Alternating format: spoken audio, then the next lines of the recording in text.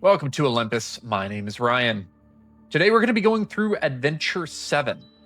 Now, Adventure 7 is a little bit different than the others, and that this is going to be a path that is a little bit more confusing than most. So, while the other adventures that we've done so far have been rather linear, meaning that you can basically go up, middle, or bottom, this one is going to require a little bit of coordination for your guild to make sure that you maximize all your rewards. You can see here in Olympus's site where he has all these adventure maps that take for example the blue.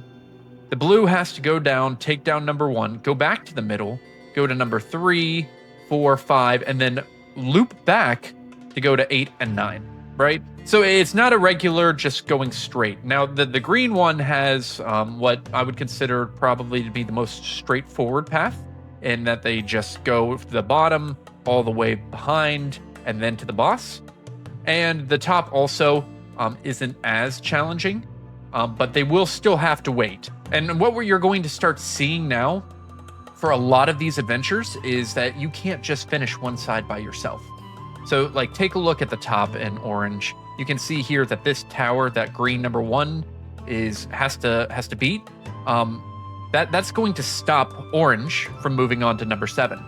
Then orange's number 8 will stop blue from going on to number 8. And then you'll also see that blue's number 4 and number 5 are going to stop greens. So there's just a lot of coordination that has to be done with this adventure. So make sure you're aware of that before starting. Usually, what I like to do is to start with the top. If you're the first player in the adventure, if you go the top path, because then you can kind of clear a little bit out for green, and you can usually get to right here before you have to stop. Where if you're second, my personal favorite is to go to blue next, so again that you can clear green as much as possible, and then you'll have to again wait for number 8, and then green should be able to do their full route as the number 3 person, which then would allow blue to or orange to open up and do the rest of his path, which would then allow blue to do the rest of their path. So a little bit of coordination there. There's also other additional methods that you can take. You can see these on the Hero Wars wiki. If you do want to try to find alternative paths, it is possible. But the path that Olympus has on their website is my personal favorite. So let's go ahead and start Adventure 7. You can see the buffs today. We have a 75% marksman physical attack increase, a support hero buff of 100% again, and a pet skill by 100%. You'll notice that the rewards continue to get better and better.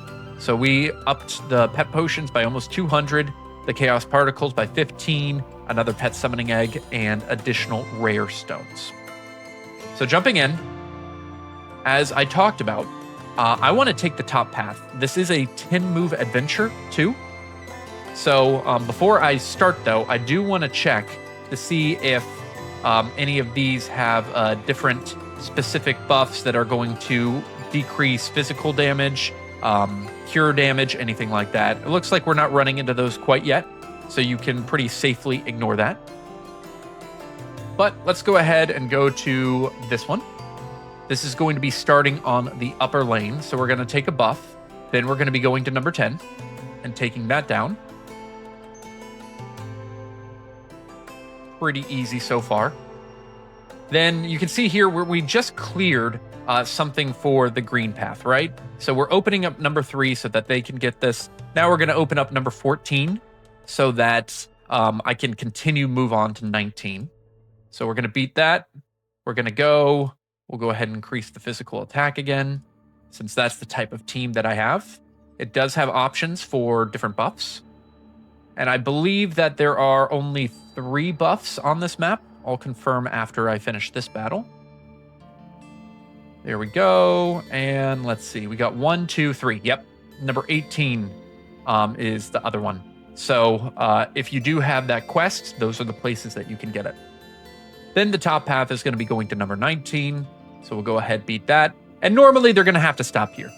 Now, because, again, my team is much stronger than I need for this particular level, I'm going to go ahead and attack this one. And I shouldn't have that much trouble because it's just so overwhelming. I'm a level 130 fighting like level 80s, right? Or level 90s. So I was able to get by it. Normally, you would have to wait at 19 until the green opened that up by destroying number 7. Then we hit number 24, and after we beat number 24, you're going to have to wait for a little bit until both of these are taken down normally. Now, if you are incredibly strong, you can go ahead and charge in and try to beat the boss, which I am going to try to do. But normally, I would not recommend that, because if you are incredibly strong, you probably should be doing a different adventure. But I was able to beat the boss. That boss is a corrupted Orion. So he's going to be doing the same moves that Orion does, which is basically his missile barrage quite a bit. So as long as you're leveled up correctly, and you can also have specific heroes that are good against that boss, like an Isaac would be pretty effective, just because Isaac would be able to use his ability quite a bit to do a lot of damage. So Isaac isn't bad for that particular boss if you are looking to bring a specific hero in. He would have been actually extra good for me because we also had the 100% support buff, which Isaac would have gotten. So that's basically Adventure 7. A little bit more coordination between your team and figuring out exactly what you have to do. But still, you're going to face a lot bigger challenges ahead as we continue to move forward in the Adventure series. Thanks so much for watching.